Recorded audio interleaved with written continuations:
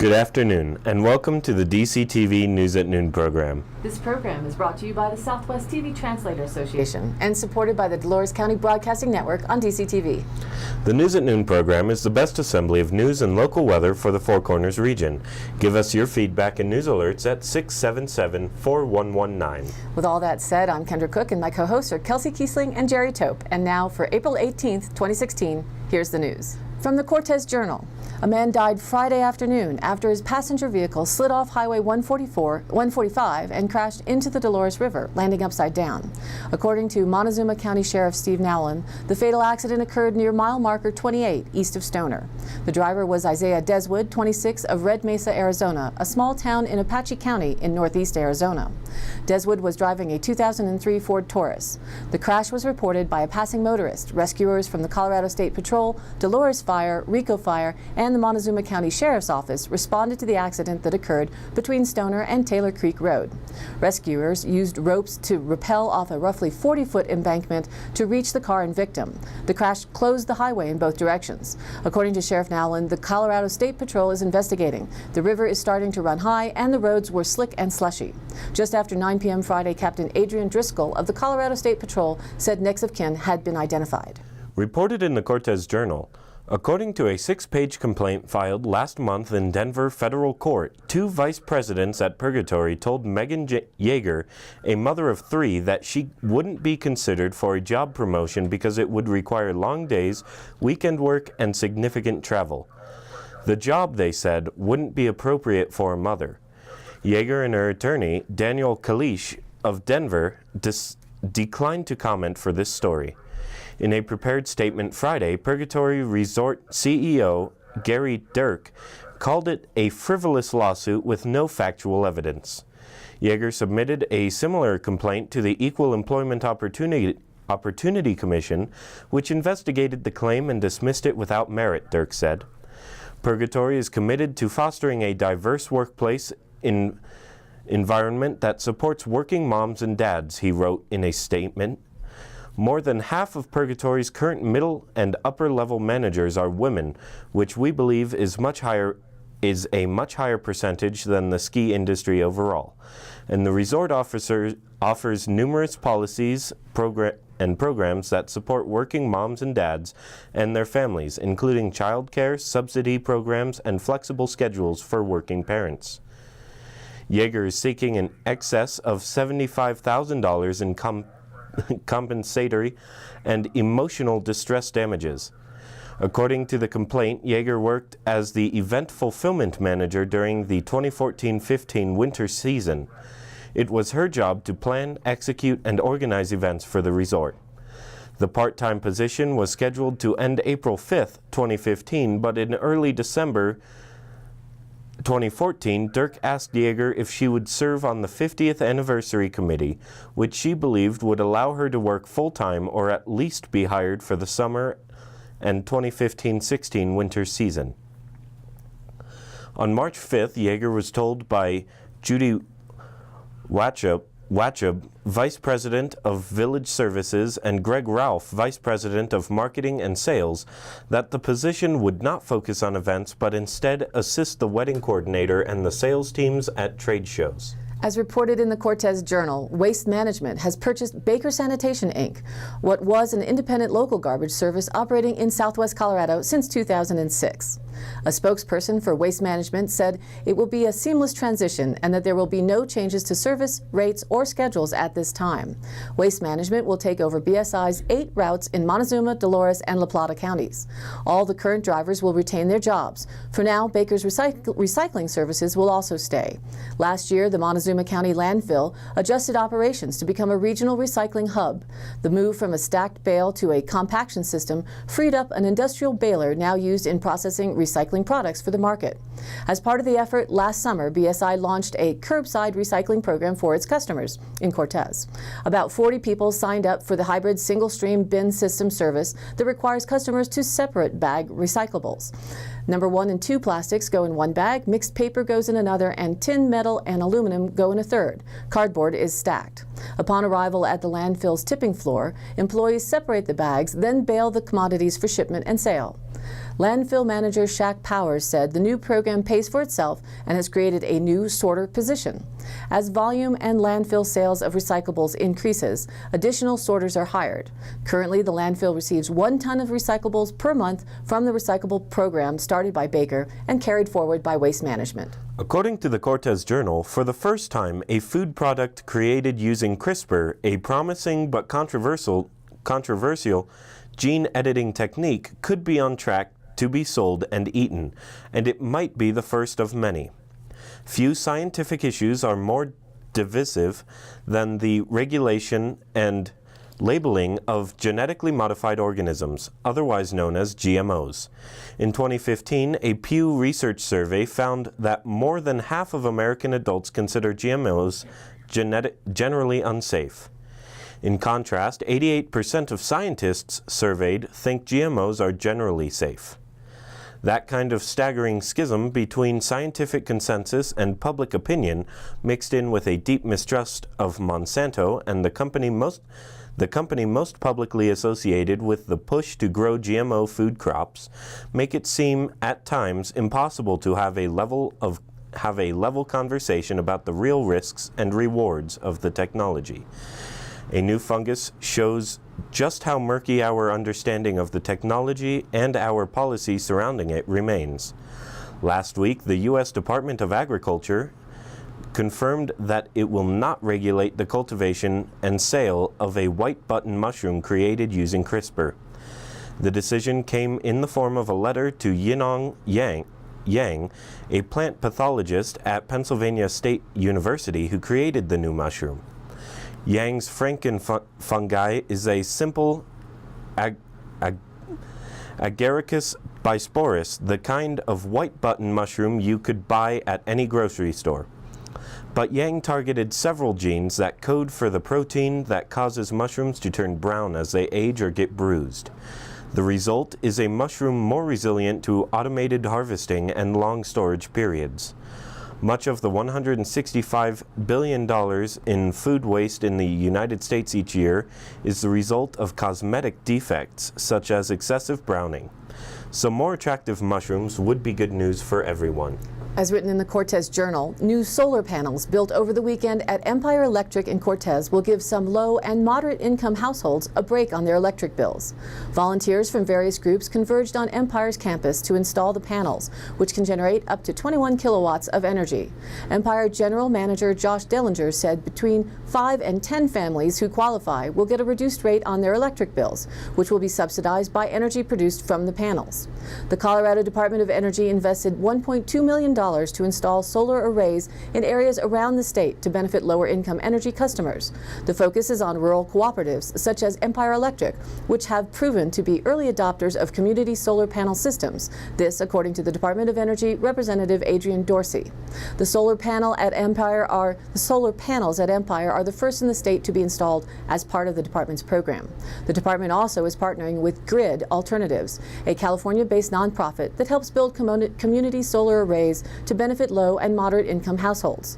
Also a note that Empire Electric is offering their appliance drop in exchange for a $50 discount on an Empire Electric bill. Safely get rid of an old refrigerator or the likes. Check their online site, or in Dove Creek, call 677-4119 here at the studio and be marked down for a pickup.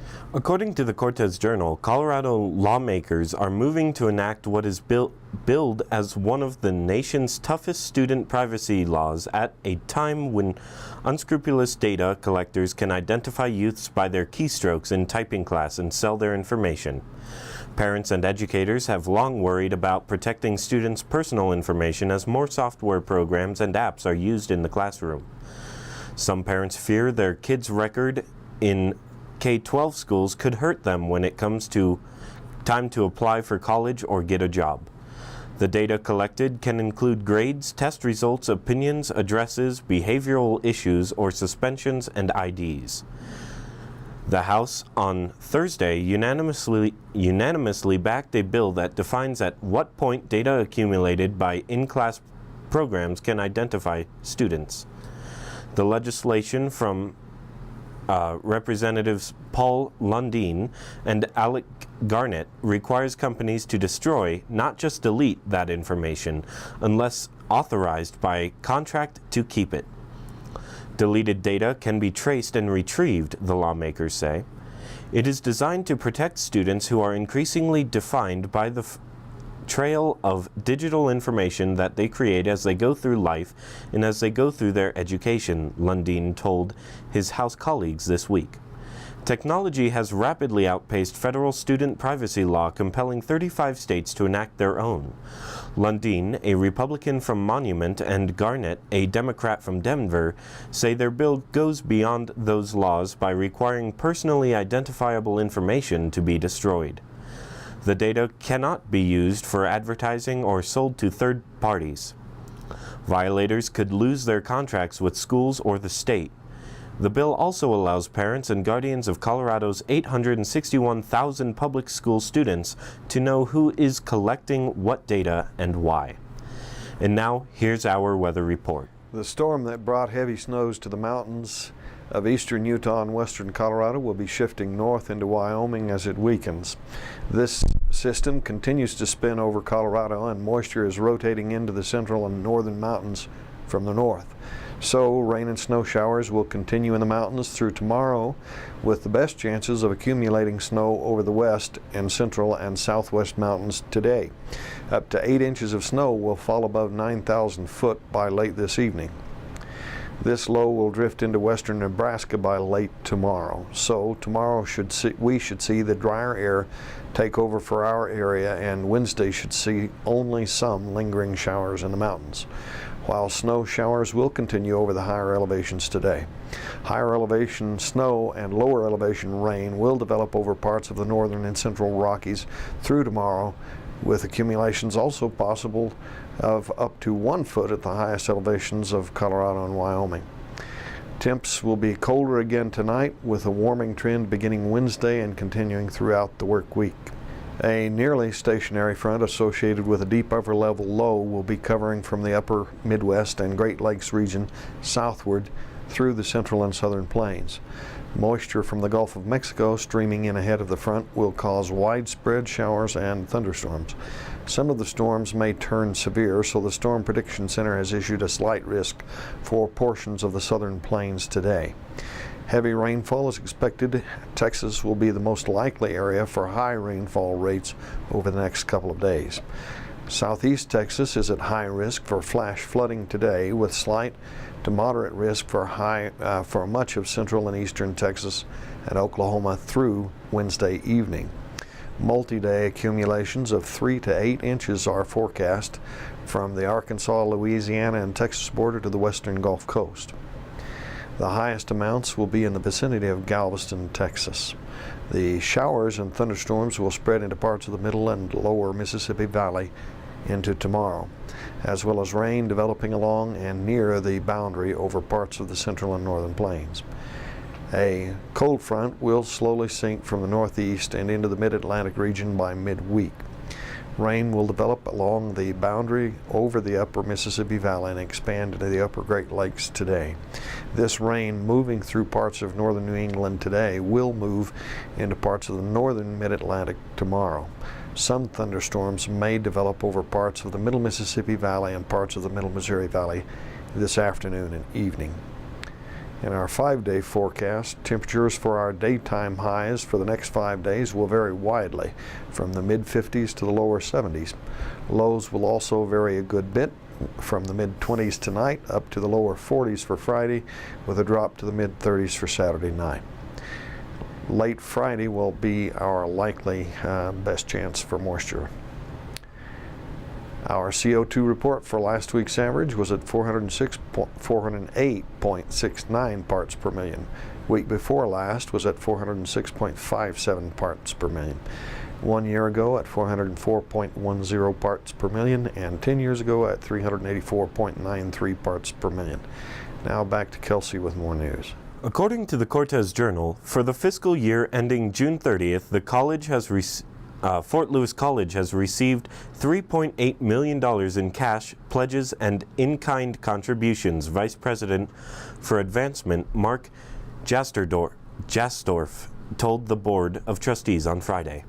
"It's been a very good giving year," he said. In addition to the $1.4 million gift from the Robert and Roberta Armstrong Barr Foundation for Teacher Education, the largest in the college's history, other recent gifts include $435,000 for 3 new scholarships and a 2-year grant for $100,000 from the El Pomar Foundation for the Geosciences, Physics and Engineering Hall now under construction. While Jasdorf did not yet have permission to release the names of the scholarship donors or El Pomar, the foundation tweeted the information about the grant earlier this week. The college has also added 1,200 new donors to its list in the last 19 months, Jasdorf said, and now has 94% of up-to-date email addresses for its 28,000 alumni. That's up from 43% a few years ago. Because the national average is that 4.5% of alumni donate to their alma maters, and FLC comes in at 3 to 3.5% of alumni giving, increasing outreach can help raise the percentage and dollar amount of giving. What would you expect to get if you tried to dial up Sweden direct? The SwedishNumber.com with a international phone number. Their website claims Sweden is the first country in the world with its own phone number. To get a random Swede and talk about anything. Some people dialing the Swedish number just got a surprise. A call was answered by somebody who said, "Hello, this is Sweden. I'm the Swedish Prime Minister, Stefan Löfven." The Swedish, what? Wait. The Swedish number is a promotion launched earlier this month by the Swedish Tourist Association. It connects to any one of several thousand people in Sweden who volunteered to answer their phones whenever somebody somewhere was seized by the desire to talk to a random Swede. The stunt celebrates Sweden's becoming the first country to abolish censorship 250 years ago. If you're wondering how the two things link up, callers are encouraged to talk about anything. No censorship, right? Nobody mentioned who they might be talking to, though. They were a little shocked when they found out Löfven was on the line. "What? Are you serious?" one caller said in a video we watched. Löfven has been answering calls. "Wait, how do I know you're really the Swedish Prime Minister?" asked another. Since its launch, thousands of people have called Sweden, according to the association's website. It lists callers from all over the world, the UK, Turkey, the Netherlands, China, wherever. We want to spark people's curiosity about Sweden, our culture, nature, and mindset. To help us do this, we have the people of Sweden.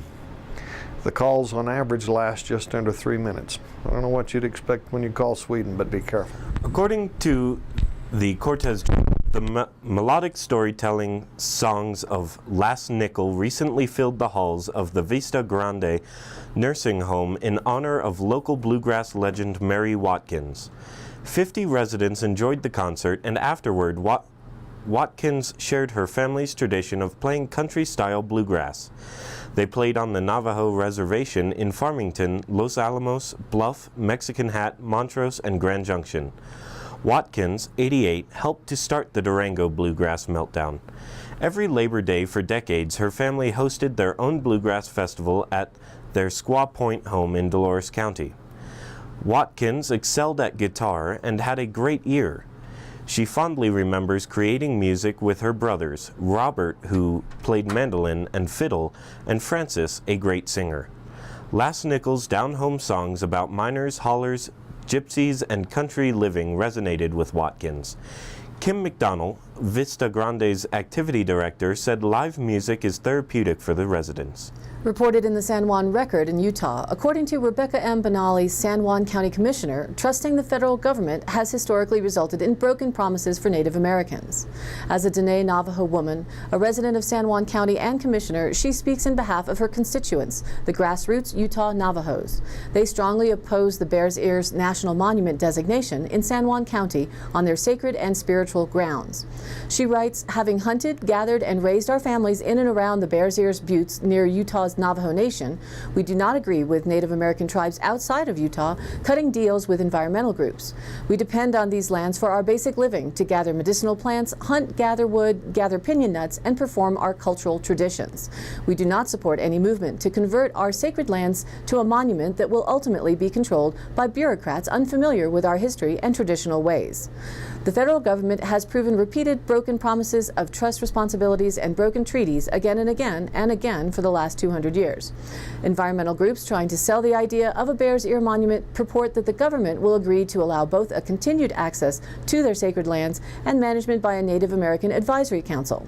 While the lure of a potential job managing the monument may be appealing to some Navajo, empirical evidence would suggest we should not be so quick to believe these promises. Environmental groups have used the divide and conquer tactics among the Utah Navajos and other Native American tribes. The federal government's history of managing national monuments on sacred lands should serve as a reality check. Native Americans got a raw deal in previous national monument designations. In Canyon de Chelly, the National Park Service removed more than 300 sets of remains and other cultural artifacts. The Navajo Nation has been tied up in a lawsuit since the 1990s, trying to regain custody of those remains as the National Park Service, the NPS, and Department of Interior Justice continues to defend the action. Likewise, Navajo in Arizona's Little Colorado River Valley saw their access to generational homesteads slowly disappear after the Wupatki National Monument was designated in 1924. After generations of herding sheep in the area, Navajo were told by NPS that environmental group concerns took priority over their access to lands their families had managed since the 1870s. Over time, NPS sought to limit both sheep herding and private property ownership. Despite promises that hunting and gathering will still be permitted and religious freedoms preserved in Bears Ears, we need to only look at the experience of the nearby Hopi tribe at Wupatki. After the federal government prosecuted tribal members of illegally taking golden eagles for religious ceremonies, the tribe must now apply for a limited number of federal permits to perform traditional ceremonies. She said, "We believe the long-term best interests of our community are best served by maintaining our existing access to the Bears Ears Buttes as we preserve and protect our sacred spiritual lands." And now for the Dolores County Sheriff's Roundup for the week of April 11th through April 17th. A motorist reported a large boulder on Highway 145 south of Rico, CDOT was advised. An individual was locked out of their vehicle at the courthouse. A deputy was able to unlock the vehicle. Deputies investigated a report of a careless driver. That's it for today's Roundup. Stay tuned this week for more updates. And now for a quick funny story by Westward.com. At about 6:30 p.m. November 2nd, 2009, Aaron Siebers reported that he'd been stabbed in Edgewater by 3 skinheads or Hispanic males dressed in black who tried to rob him. Trouble is, a surveillance video from a business where this alleged attack supposedly took place didn't show anything like what Siebers described. So the cops interviewed him again, and this time he reportedly admitted that he stabbed himself rather than go to work at a Sheridan Boulevard Blockbuster. Now, an insanity defense wouldn't seem like the best way to go for Siebers when fighting the false reporting charge he faces, since everyone with a job at Blockbuster probably dreams of stabbing himself on occasion, making it a totally logical impulse. Then again, maybe Siebers could argue that a sane man would have turned a blade on himself a lot sooner than he did. Either way, we're pulling for him. We've all been there, Aaron. In today's High Country happenings, April 19th, Tuesday, courtesy of the Dolores County Senior Services, a Caregivers Lunch and Learn session will feature a panel of wellness experts to help you on your caregiving journey. From 12 to 2:30, lunch is provided. To register or find out more information, call 970-562-4626. April 21st, on Thursday, Montelores Early Childhood Council's Family Night will be from 5:30 to 7 p.m. at the Johnson Building on South Broadway in Cortez. April's theme is Science and Art, focusing on social, emotional skills for children from birth to age 8. Free activities and dinner, so RSVP to 970-564-3211 or mecc@monteloresecc.org. And mark your calendar for April 29th, a Friday, where Eli Cook, no relation, will be playing at the Sunflower Theater in Cortez. Door opens 6:45 and the event starts at 7:30. Cash bar is available. Tickets are $12 online. Remaining tickets are $15 at the door. Eli Cook's music expresses a raw honesty in a unique blend of contemporary and old school styles, creating an original sound at the forefront of modern blues and rock. Eli took up the guitar as a teenager in the Blue Ridge foothills of Virginia.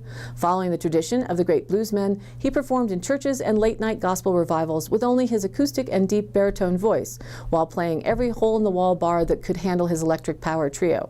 Blending the influences of John Lee Hooker, Muddy Waters, Fred McDowell, Buka White, and Lightning Hopkins, with the likes of Clutch, Soundgarden, COC, and Rage Against the Machine, he forged a fresh sound alive with the Southern blues tradition.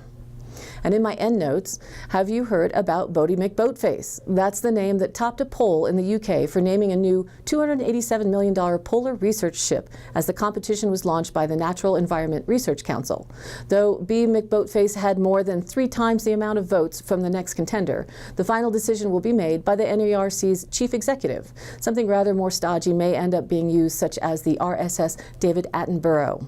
And not to be outdunny McDunfaced, a New Zealand-bred 2-year-old gelding racehorse is also making a name in the racing world when new owner Australian Joe Rossetti decided to name him Horsey McHorseface, following this trend. By now, you should be aware we are holding our own naming contest for the DCTV gnome, so okay, add Nomi McGnomeface to the growing list. This could get Oldie McOldface fast, so now that's today's Newsy McNewsface. All of the events listings info are presented on the DCTV News at Noon Facebook page. Please let us know your event by sending an email to dcbnnews@gmail.com or call the station at 970-677-4119. Again. Thanks for tuning in. This program is aired live at noon and rebroadcast at 2:30 and 8 p.m. on Channel 32.1 Dolores County, on Channel 30.4 in Montezuma County, and their cable Channel 5. And you can also rewatch this amazing broadcast on YouTube. Search DCTV News at Noon, and please like us on Facebook and follow us on Twitter. And don't forget, Talk Tuesday, directly following the news show, we present a live call-in show allowing your community voice to be heard. Stay tuned and contact us at 677-411-9 with anything you'd like to talk about tomorrow after the news. For Kendra Cook, Jerry Tope, and all those who are working to bring you DCTV and the News at Noon program from Dove Creek, USA, I'm Kelsey Kiesling. See you next time.